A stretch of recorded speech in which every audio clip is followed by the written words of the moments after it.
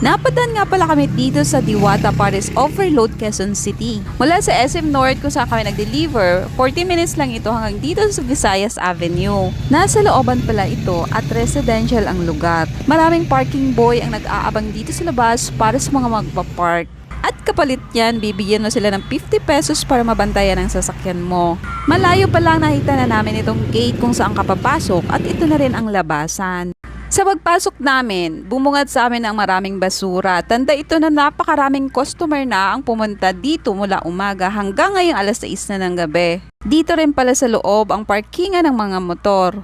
Ito pala ang dining area nila. Ito rin ang nagsilbing stage noong unang araw na nagbukas sila. Approximate 100 square meter ang kabuuan ng lugar.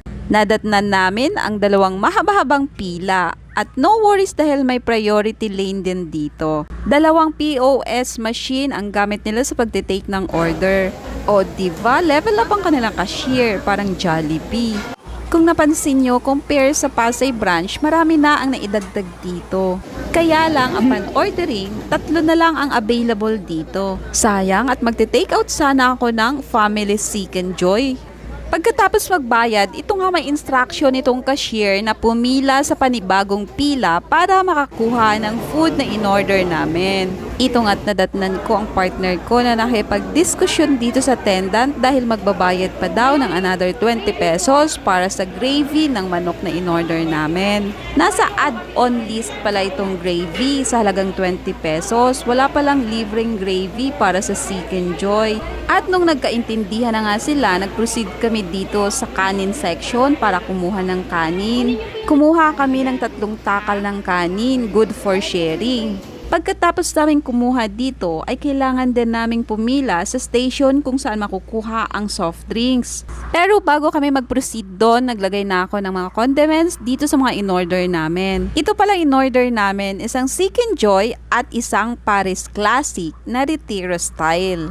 Nakuha na rin namin itong aming soft drinks. Sa dami din ng tao, halos wala ka na makuhang or mapwestuhang lamesa at upuan. Kaya nakipagkaibigan na lang kami sa may mga bakanting lamesa at may upuan pa para makakain na kami.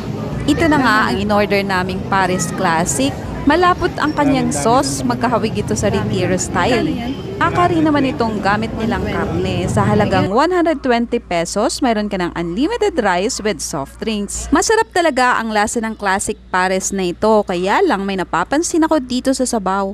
Parang hindi nalinis or natanggalan ng impurities itong sabaw along the process ng pagluluto nila. Kung isa kang magpapares, abay mapansin mo rin ito. Nakikita ito sa unang kulo ng karne, dapat tinatsagang tanggalin ito para malinis ang sabaw. Pero di bali, ang sarap naman ng lasa kaya inubos namin itong karneng laman ng classic pares. Kung masarap ang nasa Pasay branch, mas masarap ang lasa ng pares nila dito.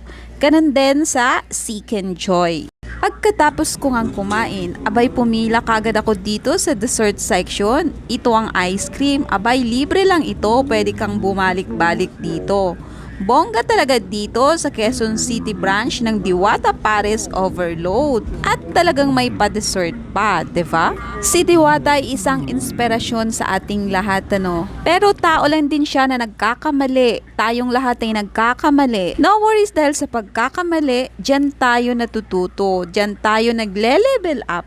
At dyan tayo nagiging successful. At si Diwata ay masasabi natin na sobrang successful na sa larangan ng pares. May ituturing natin siyang inspirasyon kahit sa sobrang dami ng basher niya, marami naman siyang taong natutulungan. Saludo ako kay Diwata dahil sa laki ng obligasyon niya ay nakakaya niya ito lahat. Kung tayo ngang malilit na magpapares ay nararanasan na natin ang sobrang hirap, pagod, puyat, stress, kasama pa yung mental health.